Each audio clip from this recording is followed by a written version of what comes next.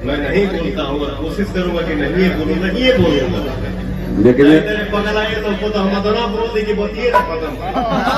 दोस्तों कल आरा में पावर स्टार पवन सिंह का स्टेज शो था। पवन सिंह ने स्टेज पर से ही अक्षरा सिंह के पिता को काफी कुछ कह दिया। आइए आपको बताते हैं पूरा सच। इससे पहले आप लोग वीडियो को लाइक और चैनल को सब्सक्राइब जरूर कर देना। पावर स्टार पवन सिंह ने कहा अक्षरा सिंह के पिता को दाढ़ी तैसे रखने वाला जैसे लगा कुंवर सिंह के साड़ू। दोस्तों आइए आपको सुनाते हैं।